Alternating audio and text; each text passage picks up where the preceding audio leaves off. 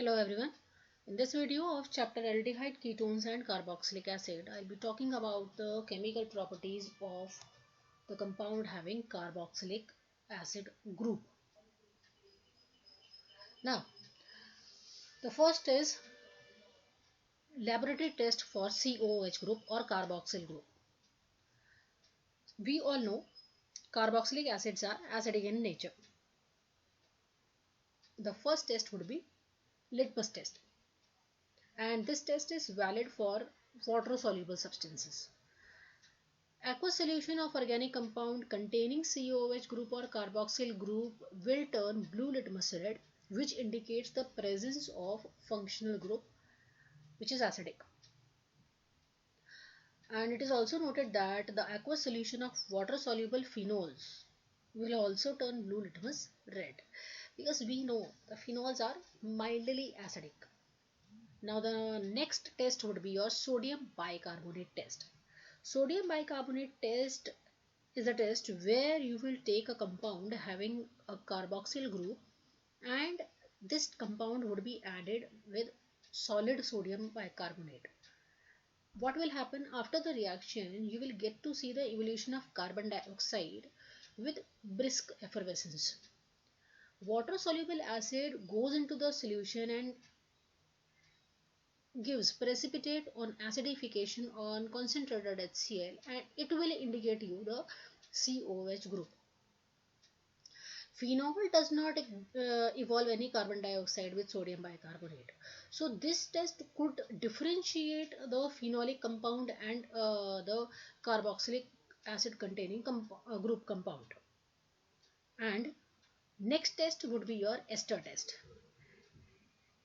In ester test, what you used to do, you will take one organic compound having carboxylic acid group, and added a few drops of sulfuric acid, and you will add some ml of ethanol into it. The reaction mixture would be heated for some time on hot water bath, and after some time you will get to see the fruity smell is coming from the container, and this fruity smell due to the formation of ester into it. So this is also one of the tests for determining the carboxylic group in a particular given organic compound. Now the next reaction which we are going to study is formation of acyl chloride. And formation of acyl chloride would happen when carboxylic acid would be heated with PCl3 or PCl5 or sulfonyl chloride or thionyl chloride. On heating with these anyone, you will get corresponding acyl chloride. Thionyl chloride is preferred because the byproduct formed are in gaseous state, and then these byproducts would be easily escape from the reaction mixture, and in this reaction OH group of COOH is replaced by Cl. If carboxylic group is reacting with thionyl chloride, you will get to see the formation of acyl chloride plus SO2 plus HCl. When any carboxylic acid is reacting with phosphorus trichloride, on heating you will get to see the formation of acid chloride plus phosphoric acid. And at last, if any carboxylic acid is reacting with phosphorus pentachloride, on heating you will get to see the formation of acyl chloride plus phosphorus oxychloride and formation of HCl also. The reaction of carboxylic acids with ammonia. Carboxylic acid reacts with ammonia to give you amides. First, carboxylic acid will add up to ammonia to give you ammonium carboxylate, which on further heating it will decompose to give you amides or acid amide. Acid amide can also be prepared by reacting acid chloride with ammonia. That means when COCl is also reacting with NH3, you will get to see the formation of amides, the removal of HCl. Next is formation of acid anhydride. Monocarboxylic acid on heating with strong dehydrating agent like phosphorus pentaoxide or concentrated H2SO4. They will give you acid anhydrides. The reaction is reversible reaction and acids would be formed back if anhydrides will be taken and they are hydrolyzed by water obviously.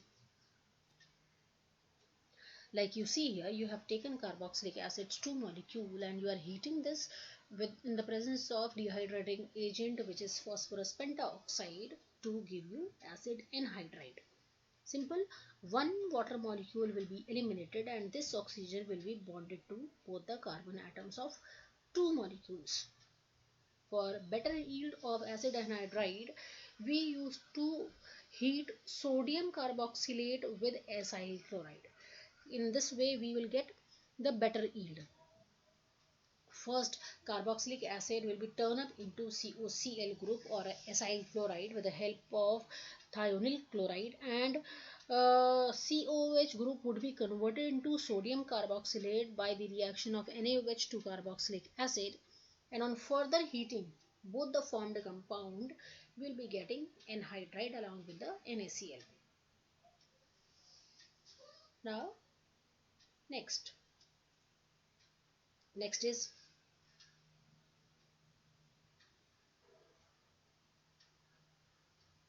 decarboxylation of carboxylic acid. Decarboxylation means removal of COO from carboxylic acids. Sodium salts of carboxylic acids on heating with soda lime, they will give you hydrocarbons. Simple, soda lime means the mixture of calcium oxide and NaOH. When mixture of calcium oxide and NaOH, which is called as soda lime, it is heated with sodium carboxylate. This whole part from this COO Na to NaO will be removed in the form of sodium carbonate and you will get to see the formation of hydrocarbon. For example, you are heating sodium acetate with NaOH.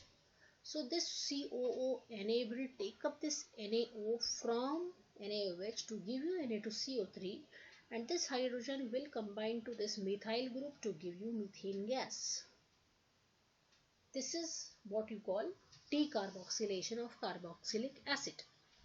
Now the reduction of carboxylic acids. Carboxylic acids are reduced to primary alcohols by powerful reducing agents like lithium aluminium hydride.